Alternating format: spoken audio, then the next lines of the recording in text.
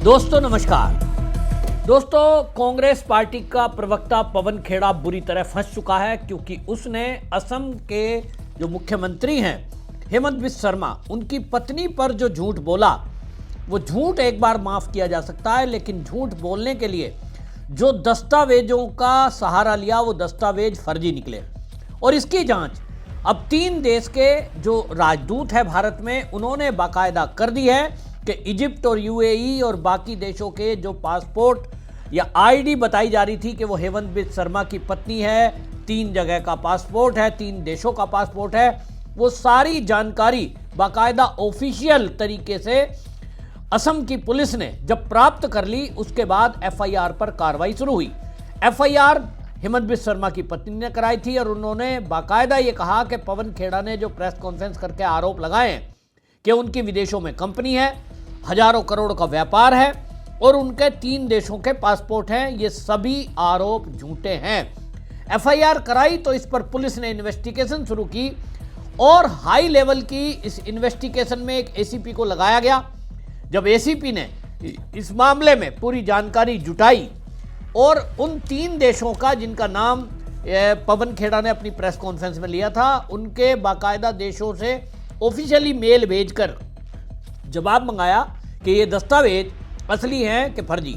जब वहां से जवाब आ गया कि दस्तावेज फर्जी हैं, यानी ऑफिशियल मेल आने के बाद ताकि कोर्ट में ये प्रस्तुत किया जा सके पुलिस की तरफ से कि पवन खेड़ा ने जो आरोप लगाए हैं उसमें फोर्जरी की है, धोखाधड़ी की है, और इतना ही नहीं, फर्जी दस्तावेज तैयार करना जो कि आईटी एक्ट में बहुत बड़ा खतरनाक 7 साल की सजा है। आप ये केवल सोच रहे थे कि चुनावी माहौल है, आचार संहिता लगी हुई है, जिस तरह की बयानबाजी कांग्रेसी कर रहे हैं। इनको ये पता नहीं है कि आचार संहिता लगने के बावजूद जो चुनाव आयोग है वो एक्शन ले सकता है। और चुनाव आयोग ने ही इस मामले में जब हेमंत बिस्वा शर्मा की तरफ से जो एफआईआर हुई थी उस पर अनुमति मांगी गई, क्योंकि सीधा सीधा चुनाव को प्रभावित करने का कांग्रेस का ये बहुत बड़ा षड्यंत्र था। कांग्रेस को लग रहा था कि हम हमेशा की तरह इसी तरह आरोप लगाएंगे, जैसा मोदी पर कई बार आरोप लगाए, और झूठ बोलकर निकल लेंगे। जरूरत पड़ी तो लास्ट में माफी मांग लेंगे और सॉरी बोलने से काम चल जाएगा, क्योंकि यह आरोप लगाना राजनीति में कोई नई बात नहीं है। कांग्रेस हमेशा से इस देश की न्यायपालिका, इस देश का जो सिस्टम है, उसके साथ खिलवाड़ करती रही है। और ये अनेक बार कांग्रेसियों के मुंह से सुना गया है कि सरकार भले ही मोदी की है, सिस्टम हमारा है। न्याय निचली अदालत से लेकर सुप्रीम कोर्ट तक इनकी सेटिंग है, और इसीलिए राहुल गांधी, सोनिया गांधी समेत ये कई लोग, जिसमें कि आम आदमी पार्टी के नेता भी हैं, ये भ्रष्टाचार में लिप्त होने के बावजूद भी आजाद घूम रहे हैं, जमानत पर हैं, केसों की सुनवाई नहीं हो रही। कांग्रेस को लगता है ये देश हमारा है, और ये बीच में लोग भारतीय जनता पार्टी वाले, आरएसएस वाले लोग कहां से आ गए। मल्लिकार्जुन खड़गे के एक बयान पे भी पूरे देश के अंदर बवाल है कि आरएसएस बीजेपी के लोगों को मारो, ये सांप से भी ज्यादा खतरनाक है। और कुरान की बात कही गई, वो अलग मुद्दा है, लेकिन मैं बात करूंगा हेमंत बिस्वा शर्मा के मुद्दे की, जिसमें पुलिस के सूत्रों का कहना है कि वो एफआईआर के बाद, सबूत पूरे आने के बाद उन्होंने मूव किया।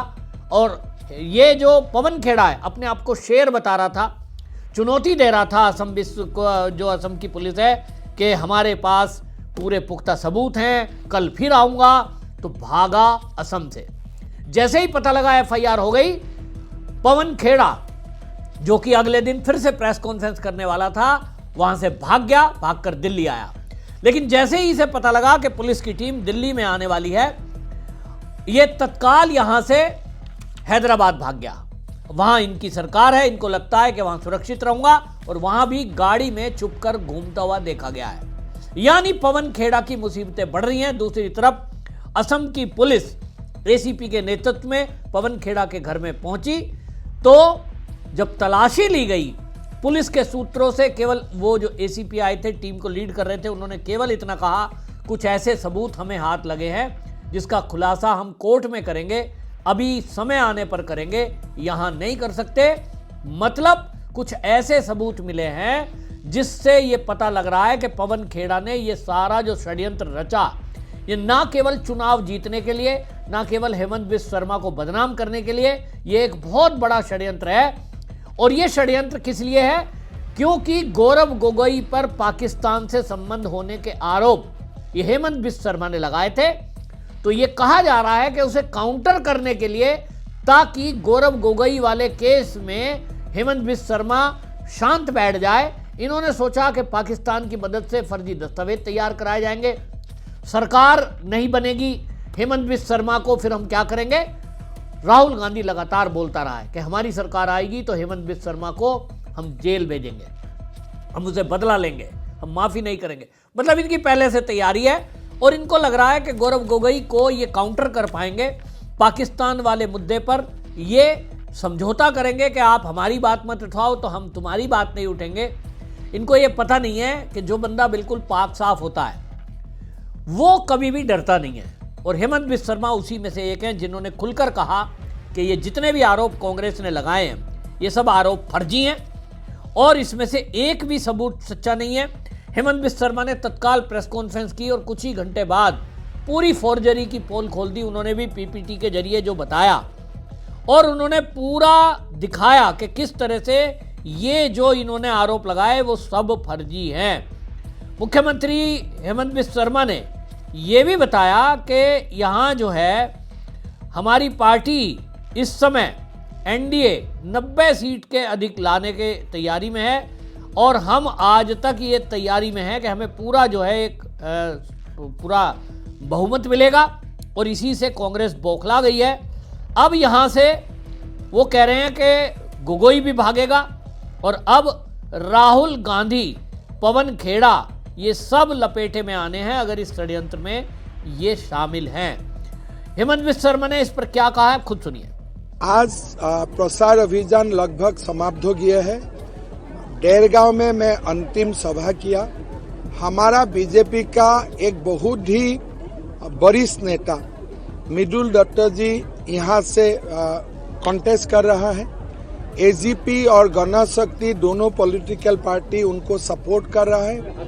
डेरगांव का राइज का आशीर्वाद हमारा पार्टी का साथ है। मैं विश्वास करता हूं कि अच्छा बहुमत से डॉक्टर मृदुल दत्त विजयी होगा। एनडीए को कितने सीट मिल सकते हैं सर? 90 से 100 सीट एनडीए को मिल जाएगा और बीजेपी को 70 से ऊपर सीट मिलेगा एज ए बीजेपी। कांग्रेस ने जो एलिगेशन लाया था पासपोर्ट वीजा का और अखिल गोगोई ने फिर से वही एलिगेशन आज तो भाग रहा है ये लोग। ये जो एलिगेशन लाया पूरा तीनों सरकार ने बोल दिया ये डुप्लीकेट कागज है। अभी तो जो लाया था एलिगेशन वही भाग रहा है। 2 दिन का बाद अखिल गोगोई भी भागेगा। कार्रवाई होगा कि अखिल गोगोई या गौरव गोगोई के खिलाफ भी कार्रवाई होगा? वो सबसे तो बच्चा है। हम बड़ा मछली को पकड़, गौरव गोगोई भी था। देखो हमें बड़ा मछली को पकड़ना है। मेरा तो चक्कर राहुल गांधी तक है। जरूर ये कागज पवन खेड़ा को हो सकता है राहुल गांधी ने दिया होगा। हमें तो वहां तक जाना है। कहाँ ये बच्चा लोगों का पीछे समय बर्बाद कर रहे हैं। कितना कानून से कितना दिन लोग भाग सकते हैं? एक लिमिट का ऊपर तो कोई भाग नहीं सकता है। हेमंत बिश्व शर्मा एक अंदाजा लगा रहे हैं कि जो पवन खेड़ा ने प्रस्तुत किए हैं पेपर, ये हो सकता है इसके पीछे राहुल गांधी की टीम का दिमाग हो या राहुल गांधी ने ही इसको दिए हो। तो फिर जो भी होगा कानून अपना काम करेगा और कानून ये कहता है कि फोर्जरी करने वाला हर व्यक्ति उस साजिश षड्यंत्र में जो भी शामिल है उस सब के खिलाफ कार्रवाई होगी। हेमंत बिश्व शर्मा इस बात को कह चुके हैं कि ये सब फर्जीवाड़ा है। दूसरा, उनसे जब मीडिया ने पूछा कि पवन खेड़ा तो फरार हो गया, घर में मिला नहीं, उन्होंने कहा कि ये पाताल में भी छुपा होगा तो वहां से भी हमारी पुलिस ढूंढ के लाएगी। और खड़गे के बारे में भी, क्योंकि खड़गे ने आरएसएस बीजेपी वालों को मारने के लिए पब्लिक को उकसाया, उस पर उन्होंने ये कहा कि ये जो खड़गे है उसकी उम्र हो गई है फिर भी वो इस तरह की बातें बोलते हैं। सुनिए इस पर क्या कहा हेमंत बिश्व शर्मा ने। मैं एक एलिगेशन लाया, पहले आपको फॉरेन मिनिस्टर को पूछना चाहिए था कि नहीं चाहिए था कि ये एलिगेशन हमको मिला है, सार्वजनिक करने का पहले आप थोड़ा हेल्प कीजिए। आप पहले लोगों को मारेगा फिर बोलेगा नहीं नहीं नहीं मेडिसिन क्या होगा मैं पूछ के दूंगा। क्या पागल जैसा, खड़गे जी का उम्र हो गया अभी भी पागल जैसा बात कर रहे हैं। आप लोगों को जलील करेगा, लोगों को बेइज्जत करेगा और फिर बोलेगा हम फॉरेन मिनिस्टर पूछूंगा। तुम्हारा दामाद है क्या फॉरेन मिनिस्टर? पहले झूठ मूठ कागज क्यों लाए? पहले जाके फॉरेन मिनिस्टर को क्यों नहीं पूछा?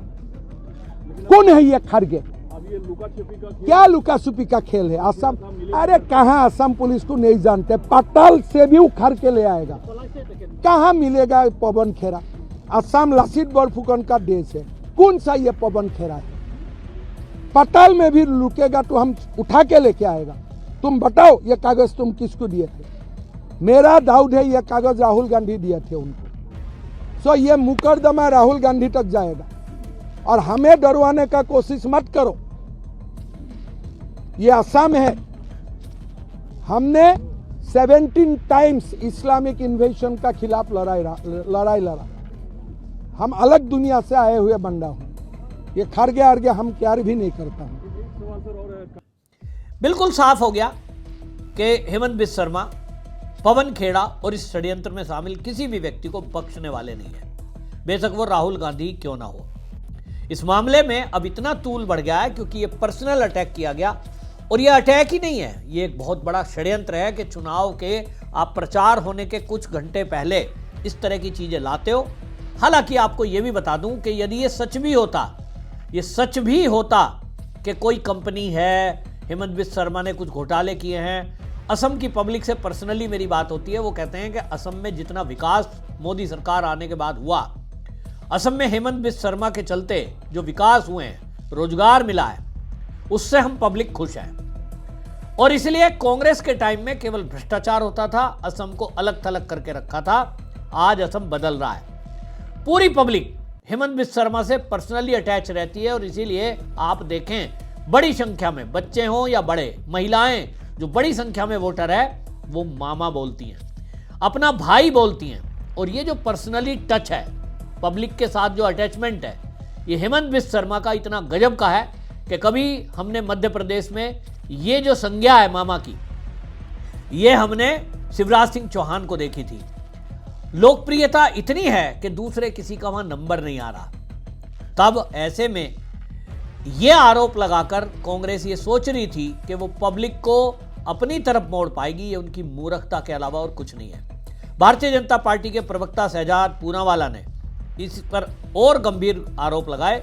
उन्होंने कहा कि पाकिस्तान द्वारा सप्लाई किए गए फर्जी दस्तावेजों के आधार पर हेमंत बिस्वा शर्मा और उनके परिवार की राजनीतिक हत्या करने का पवन खेड़ा और कांग्रेस पार्टी ने सुपारी ली थी। आधे घंटे के अंदर पाकिस्तान द्वारा दिए गए दस्तावेज फर्जी साबित हो गए। आरोप प्रमाण देने के बदले पवन खेड़ा बखेड़ा करते हुए गायब पेड़े की तरह हैं। सुनिए आप शहजाद ने क्या कहा है।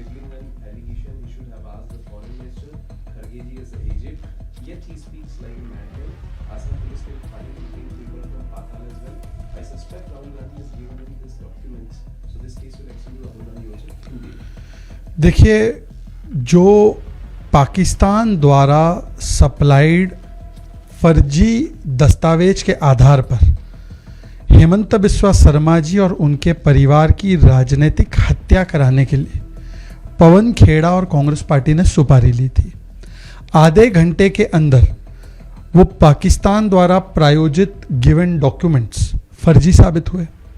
उसमें डेट की एरर, स्पेलिंग की एरर, फोटो की एरर, हर प्रकार की एरर थी।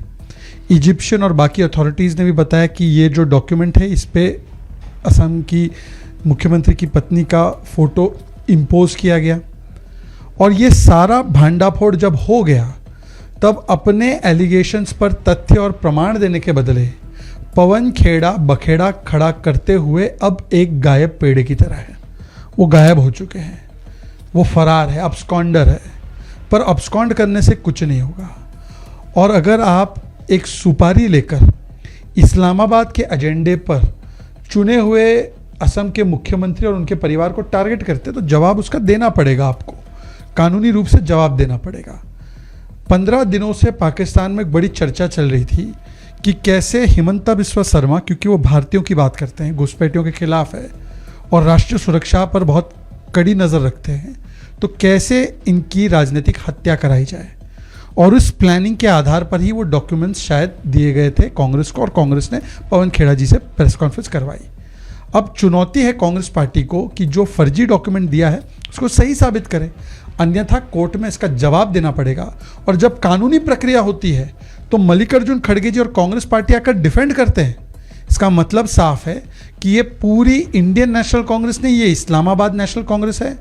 एक सोचे समझे एजेंडे के तहत, क्योंकि असम के मुख्यमंत्री घुसपैठियों के खिलाफ बोलते हैं, उनको एक प्रकार से घुसपैठिया हटाने के लिए ये सजा दी जा रही है। और आखिरी बात सिर्फ इतना है कि जो पाकिस्तान का असली लिंक गौरव गोगोई और उनके परिवार के साथ है, उनकी पत्नी ने पाकिस्तान के आईएसआई एजेंट से पैसे लिए हैं, उनका सारा प्रमाण है कि वो पाकिस्तान कैसे चुपचाप छुप कर गए थे, उसके ऊपर जवाब देते नहीं बन रहा है। पर आज उनको ये सारी चीज़ों का जवाब देना चाहिए, ना कि भागना चाहिए। इसी तरह की बात शिवम चौधरी जो बीजेपी के प्रवक्ता हैं वो बता रहे हैं कि पहले चुनौती दे रहा था पवन खेड़ा, लेकिन जैसे ही पुलिस एक्टिव हुई पवन खेड़ा फरार हो गया। तो पवन खेड़ा फरार भले ही है, लेकिन एक आपने अपराध कर दिया है, आज नहीं तो कल। अब चुनाव की वोटिंग के क्योंकि समय आ गया है, वोटिंग हो जाएगी, उसके बाद हेमंत बिस्वा शर्मा भी फुर्सत में हो जाएंगे और पुलिस भी फुर्सत में हो जाएगी। फिर इस मामले में चाहे 50 टीम हेमंत बिस्वा शर्मा को लगानी पड़े, वो घसीट के पवन खेड़ा समेत उन षड्यंत्रकारियों को लाएंगे। और आगे की बात तो पवन खेड़ा जब गिरफ्तार होगा तभी बताएगा, जब पुलिस लाएगी कस्टडी में और जब 3rd डिग्री दिया जाएगा तभी बताएगा वो कौन कौन थे इस षड्यंत्र में। इसके पहले तो शायद नहीं बताएगा। तो लेकिन कांग्रेसियों को भरोसा है कि हम सीधे सुप्रीम कोर्ट जाएंगे और सुप्रीम कोर्ट में एप्लीकेशन लगाकर अग्रिम जमानत ले लेंगे। पवन खेड़ा का कुछ नहीं होने देंगे, जैसा पहले के केसों में हुआ है। यहां मैं सुप्रीम कोर्ट से कहना चाहता हूं कि एक व्यक्ति किसी की लाइफ बर्बाद करने के लिए किसी झूठ का सहारा लेता है, फर्जी दस्तावेज बनाता है, और अगर वो केवल कांग्रेस का प्रवक्ता या कांग्रेस का नेता है या उसमें षड्यंत्र में कोई गांधी परिवार का व्यक्ति जुड़ा है, तो क्या उनके लिए इस देश का कानून अलग है कि उन्हें पुलिस पकड़ ही नहीं सकती, गिरफ्तार हो नहीं सकते, जेल जाने के पहले, पुलिस की पूछताछ के पहले उनको जमानत मिल जाएगी।